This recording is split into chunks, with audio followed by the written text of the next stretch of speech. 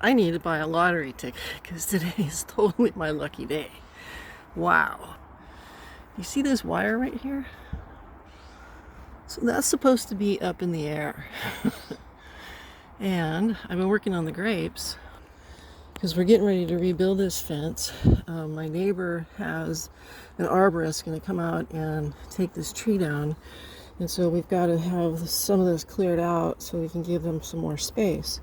So I was out here pruning back and taking a few steps forward and getting ready to harvest grapes soon. Clearing all the brush. Making piles out here so I can dry this to put in the chicken coop in winter.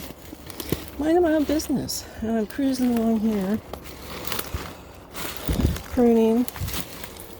And this is leaning in, so I'm kind of actually leaning past the property line, which right overhead is where that is. And look what happened. This cable came down. Now this is a support cable of some sort.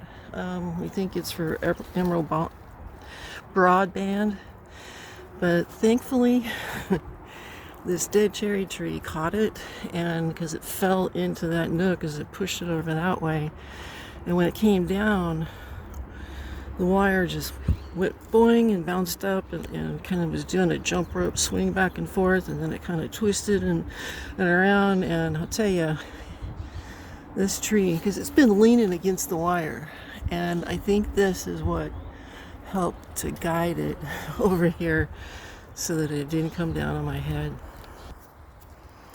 Talk about a freaking lucky day, man. Just about got clobbered in the noggin by that wire. And that's not a small cable. It's pretty good size. So yeah, the emerald broadband probably should have notified homeowners that they were working on things. So yeah, not cool, guys. Probably should have had a support, one of those little trolleys, you know, that they use to spool wire through across there as a support or something. I don't even see one on that line at all.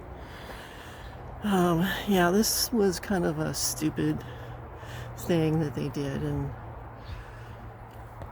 I ended up calling 911 because that's what you're supposed to do for a down wire. And then the sheriff's department got on the phone, and then they had me talk to the fire department, and I notified my neighbors, and like, keep your pets away until we find out if this is live or not. But I mean, that could have been a concussion or neck fracture or worse. Now right here, that red building is 3 houses down, and you can see that that cable goes beyond it. So we've got probably a 600 to 800 foot section of cable that just fell. There, you can see it pretty well now. And I don't know if they had a support in between there. They should have had a support in between there.